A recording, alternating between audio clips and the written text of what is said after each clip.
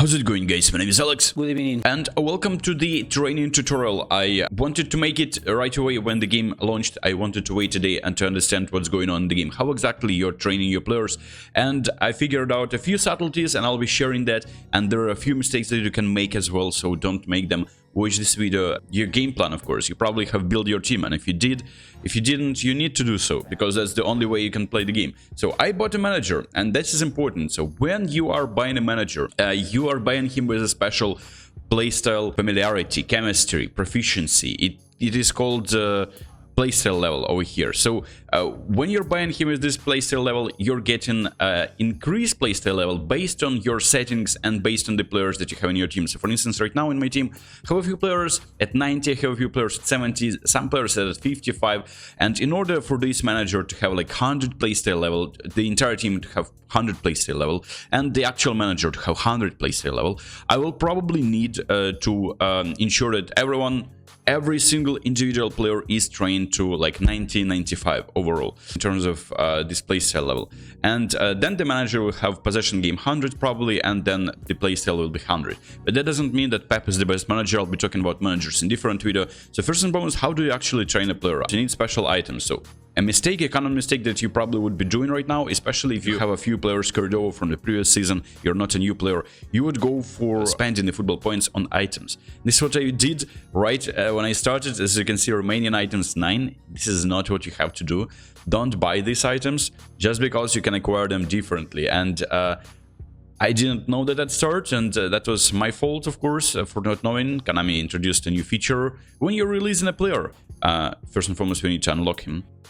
When you discard him, you are getting not only GPs, like last season, but you're also getting experience training program points. It depends, of course, on the player that you're releasing. Some players will be getting less than that for your troubles, but giving you less than that for your troubles. But I'll be definitely releasing Kimmichs. I have 3 of them. I'm unlocking him. And that is good, because you had so many featured players, so many duplicates last season.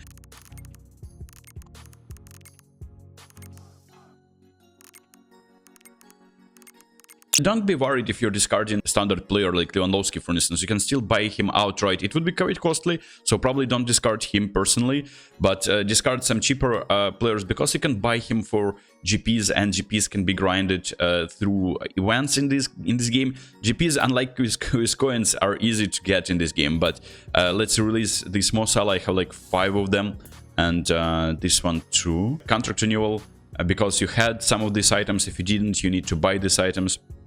We're renewing Marcus Rashford for 60 days. I'll be testing him in this game. As we did this, you can see this card is active now, and we can train him. And level training is being done with those experience points. You can buy them outright for eFootball points, which I don't recommend you doing. And you can just release your players and get these points. And maybe another way to craft, imagine if you're starting this season, right? Maybe just buy cheap players for GPs, release them, get some GPs back, and get these points back if you don't have eFootball points, or you feel like you don't want to spend them right now on these training points. But there you go. This is experience 10,000. Let's get Marcus Rashford to max level. It's 4, it's 1. We can still have some left. Let's proceed. We'll train him to the max. So you see, progression points is 30. Every time you're playing a game, by the way, you don't have to train your players if you want to train them naturally. When you play in the game, you're eventually getting these progression points. Your players are being trained just like last season.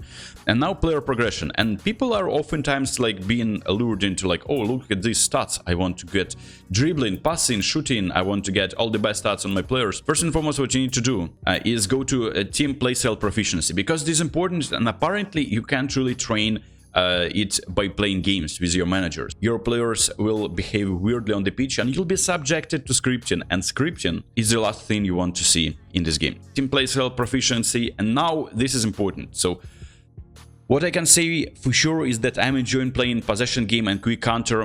Out wide is an interesting playstyle. I need to figure it out, and maybe making videos about team playstyles later, but these 2 playstyles, the first 2, are the ones that I'm interested in, and probably I'll be playing the most. So that's how I'm getting possession game, quick counter. Yeah, a long ball is 70. Like, his favorite playstyle is the long ball. It's unbelievable. We'll have to make a lot of progress with Marcus Rashford over here in this regard. To possession game and quick counter, I actually want to play both, and the fact that you can change the playstyle during the game, and I'll be suggesting a very good manager in a separate video, of course, and Pep is apparently not the best manager in the game. You probably would want to spend it, not 5, because you want to spend some on skills. Let's spend 3 at each. And we are getting to 85 and 80. It is good, it is decent. I would probably be getting him 4 each. Proceed. 95 and 90. Position game 85, I'll take it, of course. That is my manager's playstyle. And we proceed. Yes, we wasted some points, and it feels bad that you didn't spend these points on training the player. And now what you need to do is you need to train him. And if you click suggested, it will automatically distribute the points where you would think it is important. And defending is not the point. This is something that you can use for as a guide, but I recommend you not doing this and automatically blindly proceeding. Because look, they're giving him defending. And defending is, of course, it gives him some aggression, but mostly it is about defense. We'll put it on 0. Aerial strength, how often you're gonna be spamming it to Rashford. And aerial strength is not only spamming to Rashford, it's also a physical contact. And it is important, but I would probably don't boost it to like 5 points on the players that you don't intend to cross to. Lower body strength is responsible for speed, in particular, and also kicking power, and of course stamina. And stamina is important. If you're running around like a headless chicken with any player in this game, you're subjected to getting out of steam and getting low on stamina.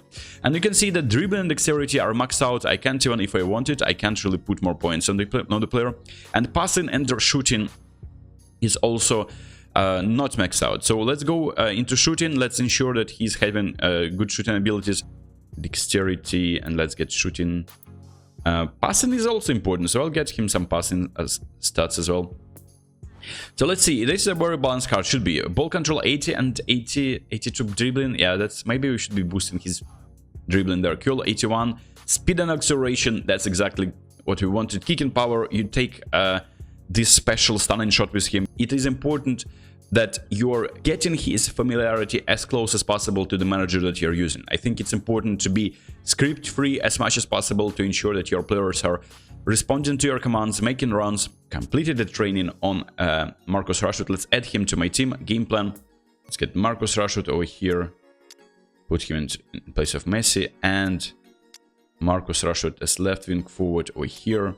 Player roles, let's play him in his natural position, and as you can see, we are not really missing out on much because his overall is 91, and when the entire team will be having maybe 100 playstyle level, he might be getting to 92.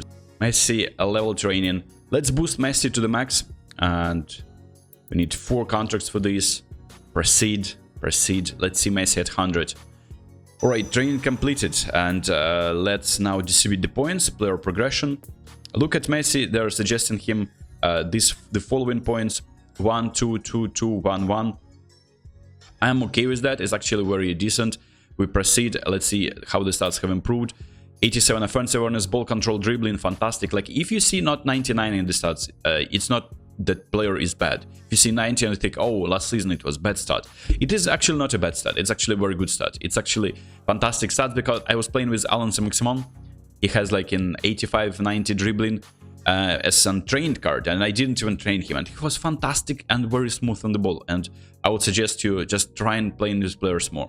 So as you can see, I didn't attribute all of the proficiency points to Messi. He's at 90, but I decided to use him for counter as well, so different playstyles. And if I wanted him to be a 100 rated card in this game, I should have put possession game 95 or even 99 in order to ensure that his possession game is compatible with the playstyle of my manager, and my manager has a possession game playstyle, and eventually he is getting 100 overall. But I didn't really care. I'm not fixated on the numbers that much. The most important part that my entire team has been set. I have playstyle level 200. My players are trained. Look at the stats of my players. S is Karl-Heinz Rummenigge is 94 rated, second striker, and I'm playing him in the right playstyle. I'm playing him in his position. He is getting to 97. So this is even better than it was last season, and last season it was 95 overall rating. And maybe his stats are not changing. I didn't really pay that much attention, depending on the overall playstyle. the best way to train your players and reduce the possible incoming script. Of course, not all my players are trained to the max. I can do that later. Just a base team, I'm trying it out.